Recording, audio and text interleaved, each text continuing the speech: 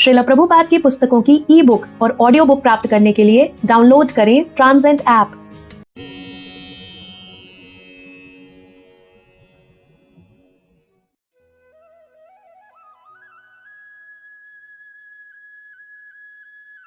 श्रीमद् भगवद गीता के 18वें अध्याय में श्री भगवान का भी कथन है कि जो कोई कृष्ण भावनामृत का उपदेश करता है वह उन्हें परम प्रिय है। उपदेशक को शुद्ध कृष्ण भावनामृत का उपदेश करते समय अनेक कठिनाइयों का सामना करना पड़ता है। कभी कभी तो उसे शारीरिक प्रहार सहने होते हैं और कभी कभी तो मृत्यु का भी सामना करना पड़ता है। श्री कृष्ण इसे परम तपस्या मानते हैं। इसीलिए श्री कृष्ण ने कहा है कि ऐसा उपदेशक उनको अतिशय प्रिय है। यदि श्री कृष्ण के शत्रु उन पर अपना ध्यान केंद्रित करने से ही मोक्ष की आशा कर सकते हैं, तो जो लोग श्री कृष्ण को परम प्रिय हैं उनके लिए क्या कहा जाए। निष्कर्ष ये निकला कि जो लोग संसार भर में कृष्ण भावनामृत का उपदेश करने में लगे हुए हैं उनका मोक्ष तो निश्चित है, किंतु ऐसे उपदेशक मोक्ष की भी परवाह नहीं करते, क्योंकि जो कृष्ण भावनामृत में लगा है उसे पहले से ही मोक्ष प्राप्त रहता है।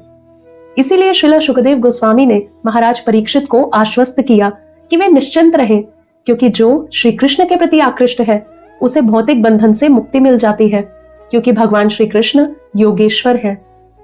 जब सारी गोपियां श्री कृष्ण के समक्ष एकत्र हो गईं, तो श्री कृष्ण ने बातों बातों में ही उनका स्वागत किया और शब्द चातुर्य से उन्हें निरुत्साहित भी किया। श्री कृष्ण परम वक्ता हैं। वे श्रीमद् भगवद गीता के वक्ता हैं। वे दर्शन, राजनीति, अर्थशास्त्र जैसे प्रत्येक उच्च स्तरीय विषय पर बोल सकते हैं और अपनी सर्वाधिक प्रिय गोपियों के समक्ष भी वे बोले। उन्होंने शब्द चातुर्य से उन्हें मोहित करना चाहा, अतः वे इस प्रकार बोलने लगे। हे वृंदावन की बालाओं, तुम अत्यंत भाग्यशालिनी हो और मुझे अत्यंत प्रिय हो। मैं परम प्रसन्न हूँ कि तुम सब यहाँ आई हो और मैं आशा करता हूँ कि वृंदावन में कुशल मंगल है। अब मुझे आज्ञा दो, मैं तुम लोगों के लिए क्या करूँ। अर्धरात्रि में यहाँ आने का तुम्हारा क्या प्रयोजन है। कृपा करके बैठ जाओ और मुझसे कहो कि मैं तुम लोगों के लिए क्या करूँ। गोपियां तो श्री कृष्ण की संगति का आनंद उठाने, उनके साथ नाचने और उनका आलिंगन करने आई थी, और जब श्री कृष्ण उनके साथ औपचारिकता और शिष्टाचार बरतने लगे तो वे आश्चर्यचकित हुई। वे उन्हें समाज की सामान्य महिलाएं मान रहे थे, अतः वे परस्पर हंसने लगी और श्री कृष्ण को उस तरह उत्सुकता पूर्वक बातें करते सुनते रही। तब श्री कृष्ण बोले, सखियों, तुम जान लो कि अभी अर्धरात्रि है और ये जंगल अत्यंत डरावना है। इस समय जंगल के सारे हिंसक पशु, बाघ, भालू, भेड़िया, सियार इधर उधर शिकार के लिए घूम रहे हैं, अतः तुम लोगों के लिए ये अत्यंत घातक है। अब तुम्हें कोई सुरक्षित स्थान नहीं मिल सकता। यहाँ तुम जहां भी जाओगी वहीं ये पशु शिकार की खोज में घूमते मिलेंगे। अतः मेरे विचार से तुम लोग अर्धरात्रि में यहाँ आकर बड़ा खतरा मोल ले रही हो, अतः कृपा करके तुरंत वापस चली जाओ। जब श्री कृष्ण ने देखा कि वे हंसती चली जा रही है तो वे बोले, मुझे तुम लोगों के शरीर के अंग प्रत्यंग अच्छे लगते हैं। तुम सबकी कटी अत्यंत पतली और सुंदर है। वहां की सारी गोपियां अतीव सुंदर थी। उनका वर्णन सुमध्यमा शब्द से किया जाता है। जब स्त्री के शरीर का मध्य भाग पतला हो तो स्त्री की सुंदरता का मानदंड सुमध्यमा कहलाता है। श्री कृष्ण उनको ये जताना चाह रहे थे कि अभी वे इतनी प्रौढ़ नहीं है कि अपनी रखवाली स्वयं कर सके। वस्तुतः उन्हें सुरक्षा की आवश्यकता थी। इस अर्धरात्रि में श्री कृष्ण के पास आना उनके हित में नहीं था। श्री कृष्ण ने यह भी इंगित किया कि वे तरुण हैं और गोपियां भी तरुण हैं। अर्धरात्रि में तरुणियों तथा तरुणों को एक साथ रहना शोभा नहीं देता। ये उपदेश सुनकर गोपियां प्रसन्न नहीं हुई, अतः श्री कृष्ण ने इस बात को दूसरे ढंग से कहना शुरू किया।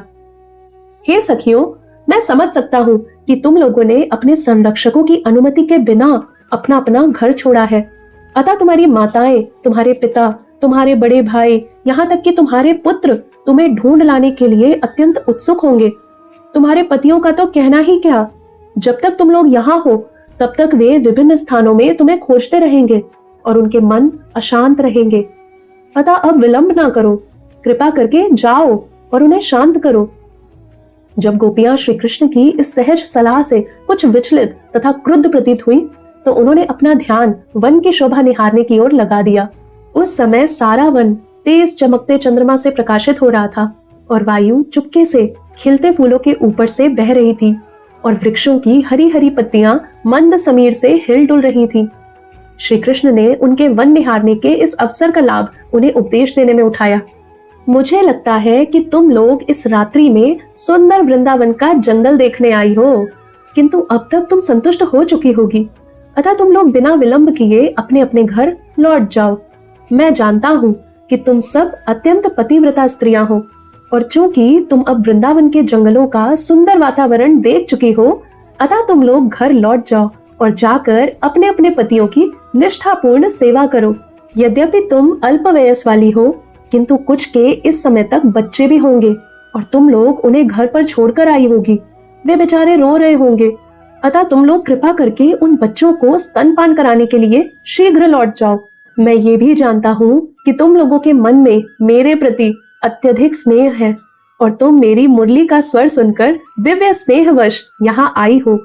मेरे प्रति तुम लोगों के स्नेह तथा प्रेम की भावनाएं अत्यंत उचित है, क्योंकि मैं श्री भगवान हूँ। सारे जीव मेरे ही अंश हैं, अतः स्वाभाविक है कि वे मुझे अत्यंत चाहते हैं। अतः तुम्हारे स्नेह का स्वागत है और इसके लिए मैं तुम सबको बधाई देता हूँ। अब तुम अपने घर वापस जा सकती हो। एक अन्य बात जो मैं तुम लोगों को बताना चाहता हूँ वह ये है कि एक पतिव्रता स्त्री के लिए बिना किसी द्वैत भाव के अपने पति की सेवा सर्वश्रेष्ठ धर्म है। एक स्त्री को न केवल अपने पति के प्रति आज्ञाकारी होना चाहिए, अपितु अपने पति के मित्रों, उसके माता पिता और देवर के प्रति वत्सल होना चाहिए। सबसे महत्वपूर्ण बात तो यह है कि उसे अपनी संतानों का पालन पोषण करना चाहिए। इस प्रकार श्री कृष्ण ने एक स्त्री के कर्तव्य बताए। उन्होंने पति सेवा पर बल देते हुए कहा, भले ही वह चरित्रहीन, निर्धन, वृद्ध, रोग के कारण अशक्त क्यों ना हो, स्त्री को चाहिए कि यदि वह वास्तव में मृत्यु के बाद स्वर्ग लोक को जाना चाहती है तो वह अपने पति का त्याग ना करे। इसके अतिरिक्त यदि कोई स्त्री अपने पति के प्रति निष्ठाहीन हो और दूसरे पुरुष की तलाश में रहती हो तो समाज के लिए यह कलंक है। ऐसी आदतें स्त्री के उच्च लोक जाने में बाधक होती हैं और उनका परिणाम अत्यंत गर्हित होता है। विवाहित स्त्री को उपपति बनाने की इच्छा नहीं होनी चाहिए, क्योंकि जीवन के वैदिक सिद्धांतों में इसकी मान्यता नहीं है। यदि तुम सोचती हो कि मुझ पर अत्यधिक आसक्त हो और मेरा सानिध्य चाहती हो, तो मेरी सलाह है कि मेरे साथ आनंद उठाने का प्रयास ना करो। श्रेयस्कर ये होगा कि तुम घर जाओ और मेरे विषय में बातें करो, मेरे विषय में सोचो, और इस प्रकार के निरंतर स्मरण तथा मेरे नाम के कीर्तन से तुम लोग आध्यात्मिक पद को प्राप्त कर सकोगी। मेरे निकट रहने की कोई आवश्यकता नहीं है, कृपया घर वापस जाओ। श्री भगवान ने गोपियों को जो ये उपदेश दिए हैं वे रंज मात्र भी व्यंग्यात्मक नहीं है। समस्त ईमानदार स्त्रियों को इन उपदेशों को गंभीरता पूर्वक ग्रहण करना चाहिए। यहाँ पर श्री भगवान ने स्त्रियों के पातिव्रत्य पर विशेष बल दिया है। अतः जो भी स्त्री उच्च लोक को जाने की कामना करती है उसे इस सिद्धांत का पालन करना चाहिए। श्री कृष्ण समस्त जीवों के समस्त स्नेह के केंद्र हैं। जब कोई इस स्नेह को श्री कृष्ण के प्रति बढ़ाता है तो वह सारे वैदिक आदेशों को पार कर जाता है। गोपियों के लिए यह संभव था क्योंकि वे उन्हें अपने समक्ष देख रही थी। बद्ध अवस्था में ऐसा कर पाना किसी भी स्त्री के लिए संभव नहीं है। दुर्भाग्यवश कभी कभी गोपियों के साथ श्री कृष्ण के व्यवहार का अनुकरण करते हुए कुछ धूर्त श्री कृष्ण का स्थान ग्रहण कर लेते हैं और वे अद्वैतवाद के दर्शन का पालन करते हैं।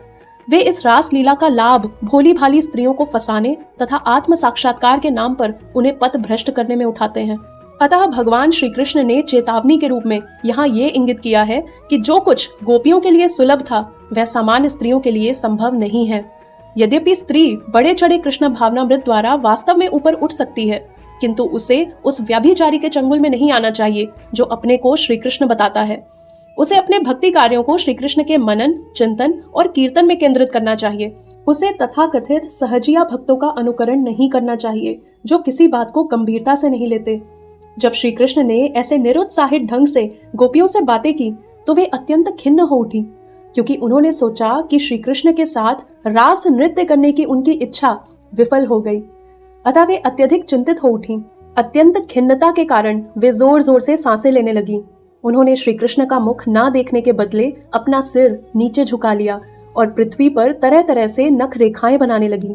वे अश्रुपात कर रही थी, जिससे उनके मुखों का सारा अंगराग धुल गया था।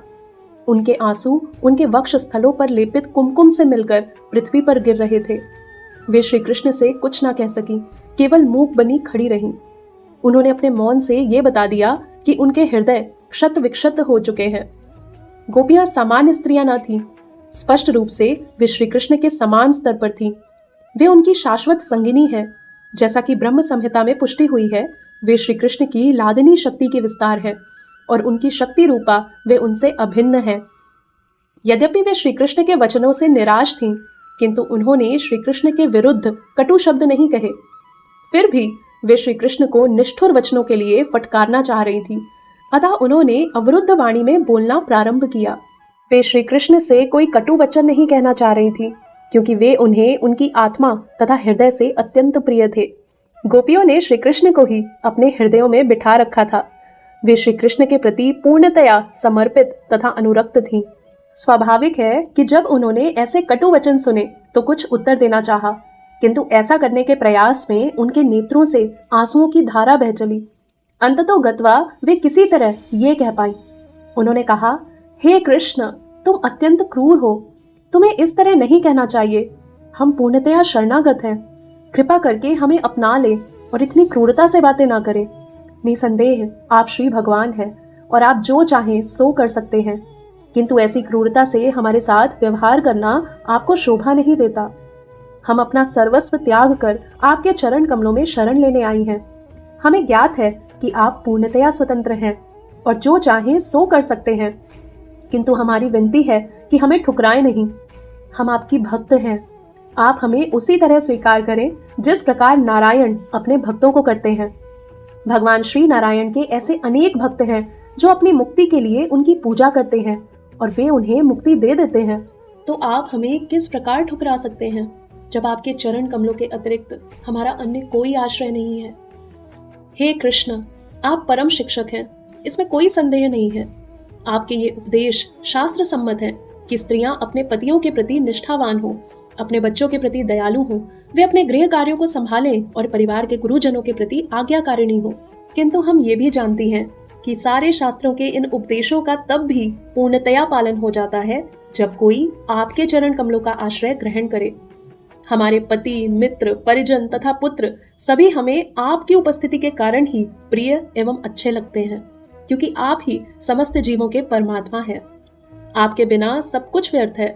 जब आप शरीर को छोड़ते हैं तो वह तुरंत मर जाता है और शास्त्रों का आदेश है कि मृत शरीर को तुरंत नदी में प्रवाहित कर दिया जाए या जला दिया जाए। अतः अंततो गत्वा आप ही इस संसार में सर्वाधिक प्रिय पुरुष हैं। आप पर अपनी श्रद्धा तथा प्रेम स्थापित करने पर हमें अपने पतियों, मित्रों, पुत्रों या पुत्रियों से बिछुड़ने का कोई अवसर नहीं आएगा। यदि कोई स्त्री आपको अपने पति रूप में स्वीकार करती है तो वह पति से कभी वियुक्त नहीं होगी, जिस तरह की देहात्म बुद्धि होने पर होता है। यदि हम आपको अपना परम पति मान लेती हैं तो फिर हमें विलग होने, पति विहीन होने या विधवा होने का प्रश्न ही नहीं उठता। आप शाश्वत पति, शाश्वत पुत्र, शाश्वत मित्र तथा शाश्वत स्वामी हैं और जो कोई आपसे संबंध स्थापित करता है वह सदा सुखी रहता है। क्योंकि आप समस्त धर्मों के शिक्षक हैं, अतः सर्वप्रथम आपके चरण कमलों की पूजा की जानी चाहिए। इसलिए शास्त्रों का कथन है कि आचार्य उपासना अर्थात आपके चरण कमलों की पूजा ही मूल सिद्धांत है। इसके अतिरिक्त श्रीमद् भागवतम में कहा गया है कि आप ही एकमात्र भोक्ता, स्वामी तथा एकमात्र मित्र हैं। इसलिए हम अपने समस्त तथाकथित मित्र, समाज तथा प्रेम को त्याग कर आपके पास आई हैं और अब आप ही हमारे भोक्ता हैं। आप हमारा अनंत काल तक भोग करें, हमारे स्वामी बने, क्योंकि आपका ये प्राकृतिक अधिकार है। आप हमारे परम मित्र बने, क्योंकि आप स्वभाव से वैसे हैं। हमें अपनी परम प्रेयसी की भांति अपना आलिंगन करने दें। तत्पश्चात गोपियों ने कमल नयन श्री कृष्ण से कहा, हमें आपको पति रूप में प्राप्त करने की चिर अभिलाषा है। कृपया हमें निरुत्साहित न करें। कोई भी बुद्धिमान व्यक्ति जो अपने स्वार्थ का ध्यान रखता है, अपनी प्रिय आत्मा को आप में आश्रित कर देता है। जो लोग माया द्वारा भ्रमित हैं, जो झूठे विचारों से संतुष्ट होना चाहते हैं, वे ही आपसे अलग रहकर भोग करना चाहते हैं।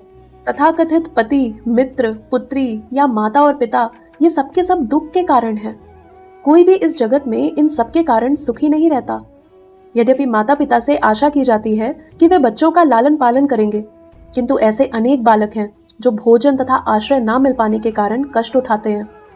अच्छे चिकित्सकों की कमी नहीं है, किंतु जब रोगी मर जाता है तो कोई भी चिकित्सक उसे पुनः जीवित नहीं कर सकते। यद्यपि सुरक्षा के अनेक साधन हैं, किंतु जब अंत आ जाता है तो कोई साधन काम नहीं करता। आपकी सुरक्षा के बिना सुरक्षा के सारे तथाकथित साधन निरंतर यातना के साधन बन जाते हैं। अतः हे स्वामी, हमारी प्रार्थना है कि आपको परम पति रूप में पाने की हमारी चिर अभिलाषा को आप इस तरह तोड़े नहीं। हे कृष्ण, इसमें संदेह नहीं है कि जब हम गृह कार्यों में व्यस्त रहती हैं तो स्त्रियों के रूप में हम परम प्रसन्न रहती हैं, किंतु हमारे हृदयों को तो आपने पहले ही चुरा लिया है। अब हमारा मन गृह कार्यों में नहीं लगता और आप हैं कि लगातार हमें घर जाने के लिए कह रहे हैं। यद्यपि ये उचित उपदेश है, किंतु दुर्भाग्यवश हम लाचार हैं। हमारे पाँव में शक्ति नहीं रह गई कि आपके चरण कमलों को छोड़कर एक पग भी चल सके। अतः यदि आपके अनुरोध से हम घर लौट भी जाएं तो वहां हम कर क्या सकेंगी? हम आपके बिना कुछ भी करने की शक्ति खो चुकी हैं।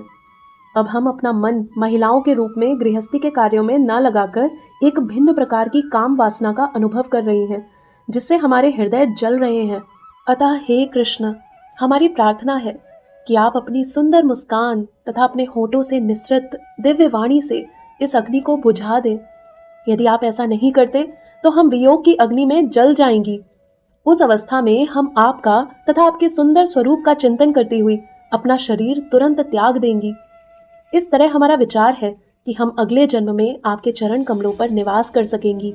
हे कृष्ण, यदि आप कहते हैं कि हम घर जाएं और हमारे पति हमारी इस काम वासना को तुष्ट कर सकेंगे, तो हमारा यही कहना है कि ऐसा अब असंभव है।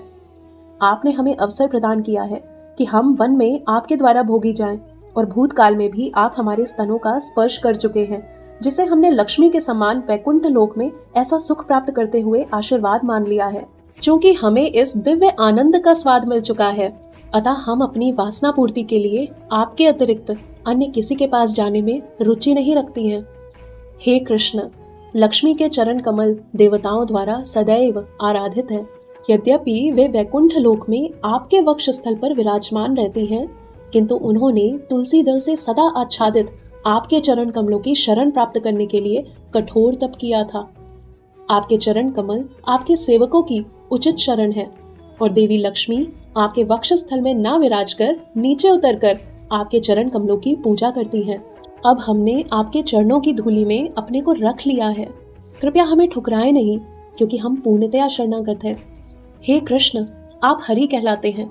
आप समस्त जीवों के समस्त दुखों को नष्ट करते हैं, विशेषतया उनके जिन्होंने घर बार छोड़कर आपकी पूर्ण शरण ग्रहण कर ली है। हमने इसी आशा से अपने घर छोड़े हैं कि हम आपकी सेवा पूर्ण रूपेण कर सके। हमारी एकमात्र यही विनती है कि आप हमें अपनी दासी बना लें। हम आपसे अपनी पत्नी बनाने को नहीं कहती, हमें केवल अपनी दासियां बना लें, क्योंकि आप श्री भगवान हैं और परकीय रस का भोग करना चाहते हैं, और आप दिव्य स्त्री आखेटक के रूप में प्रसिद्ध हैं। अतः हम आपकी दिव्य इच्छाएं पूरी करने आई हैं। हम भी अपनी तुष्टि की तलाश में हैं, क्योंकि आपके स्मित मुख को देख देख कर हम अत्यंत कामुक हो उठी हैं। हम आपके समक्ष सारे आभूषणों तथा वस्त्रों से सुसज्जित होकर आई हैं, किंतु जब तक आप हमारा आलिंगन नहीं करते, हमारा ये सारा श्रृंगार और सौंदर्य अपूर्ण है। आप परम पुरुष हैं, और यदि हमारे श्रृंगार को पुरुष भूषण के रूप में पूर्ण बना सके तो हमारी सारी इच्छाएं तथा शारीरिक सज्जा पूर्ण हो जाए। हे कृष्ण, हम आपके तिलक तथा कुंडल एवं घुंघराली लटों से आवृत मुखमंडल तथा आपकी अलौकिक मुस्कान को देखकर मोहित हो गई हैं। यही नहीं, हम आपकी बाहों से भी आकर्षित है, जो शरणागतों को आश्वासन देने वाली है। यद्यपि हम आपके वक्ष स्थल से भी आकृष्ट हैं, क्योंकि उनका आलिंगन सदा देवी लक्ष्मी द्वारा किया जाता है, किंतु हम उनका स्थान ग्रहण नहीं करना चाहती। हम तो आपकी दासी बनकर ही संतुष्ट रहेंगी। यदि हम पर ये आरोप लगाते हैं कि हम वैश्यावृत्ति को बढ़ावा देने वाली हैं, तो हमें आपसे इतना ही पूछना है कि तीनों लोकों में ऐसी कौन स्त्री होगी जो आपके सौंदर्य तथा आपकी दिव्य बांसुरी की सुरीली ध्वनि से सम्मोहित ना हो। इन तीनों लोकों में आपके प्रति स्त्री तथा पुरुष के संबंध में कोई भेद नहीं है, क्योंकि स्त्री तथा पुरुष दोनों ही आपकी तटस्था शक्ति या प्रकृति से संबंधित है। वस्तुतः कोई भी भोक्ता या नर नहीं है, हर कोई आपके द्वारा भोग्य है। तीनों लोकों में कोई ऐसी स्त्री नहीं जो एक बार आपके प्रति आकृष्ट होकर अपने पातिव्रत्य के पथ से डिग ना जाए, क्योंकि आपका सौंदर्य इतना दिव्य है कि ना केवल स्त्री तथा पुरुष अपितु गायें, पक्षी, पशु, यहाँ तक कि वृक्ष, फल तथा फूल भी मोहित हो जाते हैं। तो हम लोगों का क्या ही कहना। किंतु इतना तो निश्चित है कि चूंकि भगवान श्री विष्णु सदा से असुरों के आक्रमण से देवताओं की रक्षा करते आए हैं, अतः आप भी हमारी सभी प्रकार के कष्टों से रक्षा करने के लिए वृंदावन में अवतरित हुए हैं। हे दुखियों के मित्र, आप अपना हाथ हमारे दग्ध वक्षस्थलों तथा शिरों पर रखिए, क्योंकि हमने आपकी नित्य दासी के रूप में अपने आप को समर्पित कर दिया है। यदि आप सोचते हैं कि आपकी कमल जैसी हथेलियां हमारे वक्षस्थलों को स्पर्श करते ही दग्ध होकर राख बन जाएंगी, तो हम विश्वास दिलाती हैं कि आपकी हथेलियां पीड़ा के बजाय आनंद का अनुभव करेंगी। जिस प्रकार कमल का फूल अत्यंत कोमल होते हुए भी सूर्य के प्रखर ताप का आनंद लेता है। गोपियों का अनुनय विनय सुनकर श्री भगवान आत्मनिर्भर होने पर भी हंसने लगे और गोपियों के प्रति अत्यधिक दयार्द्र होने के कारण श्री भगवान उनकी इच्छानुसार उनका आलिंगन चुंबन करने लगे। जब श्री कृष्ण ने मुस्कुराते हुए गोपियों के मुखों को देखा तो उनके मुखों की शोभा 100 गुनी बढ़ गई। जब वे उनके मध्य भाग में उनका भोग कर रहे थे तो असंख्य प्रकाशमान नक्षत्रों के मध्य चंद्रमा जैसे प्रतीत हो रहे थे।